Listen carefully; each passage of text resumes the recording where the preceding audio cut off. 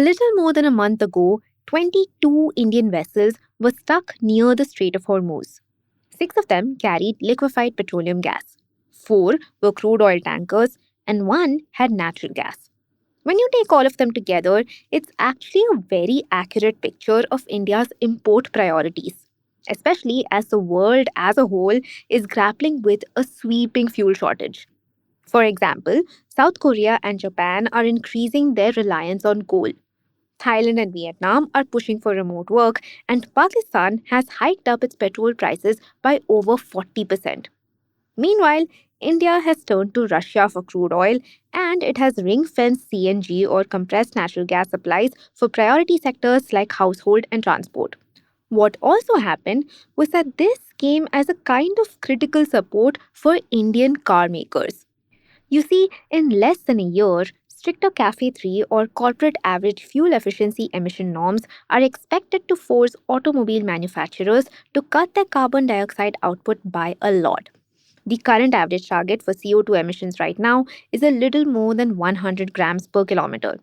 And that's a number that's actually pretty hard to meet in a market that is actually still very reliant on petrol and diesel. Plus, if the companies do miss the target, then the penalty could cost hundreds of millions of dollars. So it's quite a tangle for automobile makers. Now, one of the fixes for this problem was supposed to be electric vehicles. But unfortunately, EV adoption in India has been slower than what was expected. So, this is where CNG came in and ended up becoming an unlikely savior for both the government and the car makers. The thing is, India has spent nearly $140 billion importing crude oil in just FY25. Natural gas imports, on the other hand, have cost only about $15 to $20 billion, which means if the war continues, even a marginal spike in the price of crude oil would add over $60 billion to what is already a very high import bill. A spike in LNG, though, would add only a fraction of that. Plus, the additional benefit is this that for car makers, a CNG vehicle emits nearly 20% less CO2 than a petrol one, and that directly helps them with complying to the CAFE 3 emission norms. Also, this benefit is being aided by another shift. You see, for years, buyers have ignored CNG cars in favor of space and power. But now, that is slowly starting to change. Welcome to Daybreak, a business podcast from the Ken. I'm your host, Rachel Verghese, and every day of the week, my co-host Nikta Sharma and I will bring you one news story that is worth understanding and worth your time. Today is Monday, the 11th of May.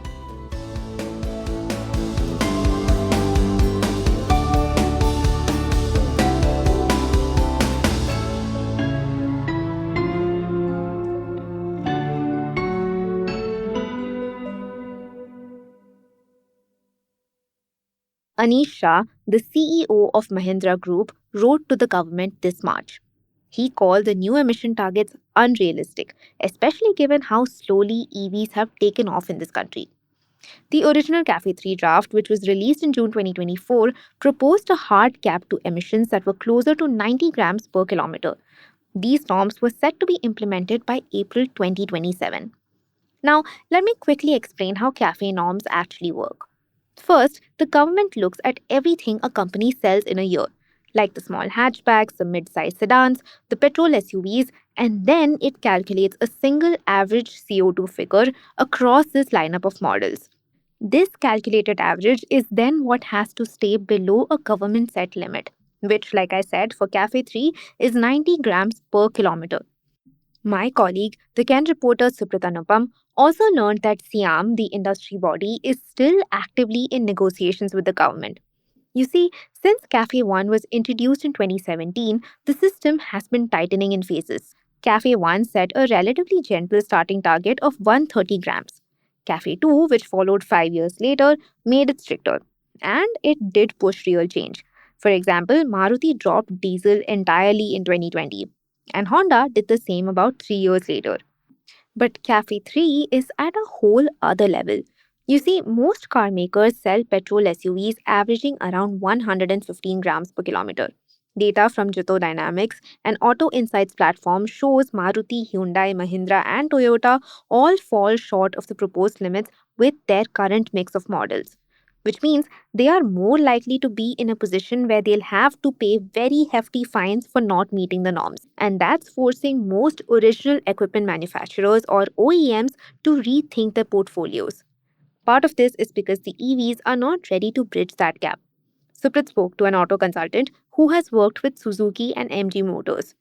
He said that Indian companies like Reliance, GSW, Exide, and others have announced over 1 lakh crore rupees worth of investments in lithium ion, but the technology just hasn't matured yet. Globally, Chinese battery maker CATL has unveiled sodium ion cells for passenger cars, and solid state batteries are beginning to appear in commercial vehicles. India is watching, but it hasn't caught up. The consultant told Suprit that until India cracks the battery technology and charging infrastructure, EV adoption should not be forced here. In the meantime, CNG prices have risen more than 2 times in a decade and are now at nearly 90 rupees per kilogram. It's a little cheaper than petrol, but a factory fitted CNG car costs about 60,000 rupees to 1 lakh more than petrol cars do upfront. In the long run, though, it does lower running costs. Lower fuel prices and a higher fuel economy or mileage translates into a cheaper per kilometer cost. It also helps that CNG infrastructure has grown more than 10 times in a decade, and there's a government target of hitting more than 18,000 stations by 2030, so the conditions are finally falling into place. This then is where CNG will act as a transitional fuel. Gaurav Joshi, a former deputy secretary at India's Heavy Industries Ministry, said that it would play that role for the next 2 to 4 years. That's at least until EVs become mainstream with adequate infrastructure necessary. Stay tuned.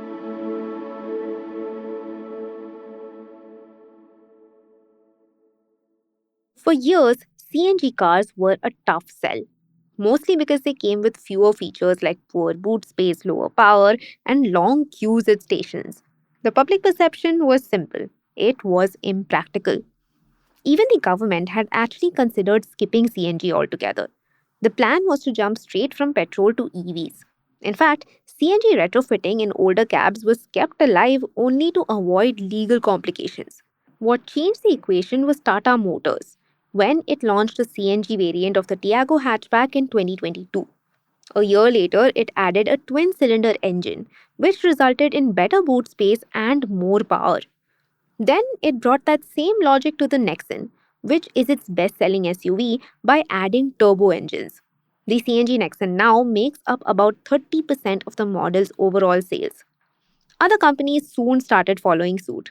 Maruti, which holds 70% of the CNG market, solved the boot space problem by fitting the tank under the body in its Victoris SUV.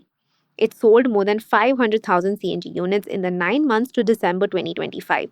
That's about 2 in every 5 cars sold by the company in that period. Hyundai, after slipping from its number 2 carmaker position to number 4, is now leaning on CNG cars to win back its previous position.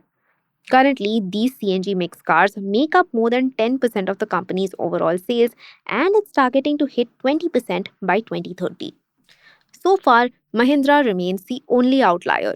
Nalnikant Golagunta, the CEO of its auto division, told the Ken in an email response that they would consider CNG only if it can meet their customers' power expectations. But there's still a problem.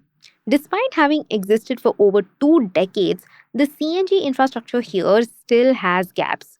For example, some northeastern states have no CNG stations at all. Chhattisgarh, meanwhile, has around 14. Also, prices vary wildly, hitting nearly 120 rupees per kg in Himachal Pradesh in January, while it was around 80 rupees in Delhi. Now, the Ken had reported earlier that Reliance Industries' under-delivery from the KG-D6 oil block had forced the country to be more dependent on imports. So, the government's longer-term answer is compressed biogas. It has mandated a phased blending of the fuel with CNG, rising to 5% by FY29. Currently, there are over 130 biogas producing plants in the country, and the government is keen on scaling it up by a lot to over 5,000 by 2030. Automakers are also already plugging into this plan.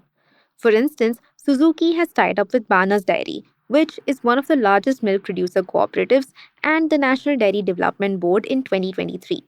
In December 2025, it also opened its first biogas facility in Gujarat. But all this will take time to translate into any real impact. As of now, CNG remains a stopgap. It can ease compliance pressure in the short term, but it can't restructure the industry. Vinkesh Gulati, the former president of FADA, an automobile industry body, said that CNG cars may continue to grow as a category. But can they truly replace petrol? I don't think so. Still, even though CNG may not be the future, at the moment there does seem to be enough gas in the system for OEMs and customers to keep pressing the foot on that CNG pedal.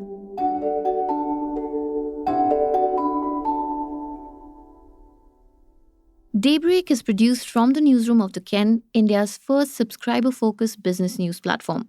What you're listening to is just a small sample of our subscriber only offerings.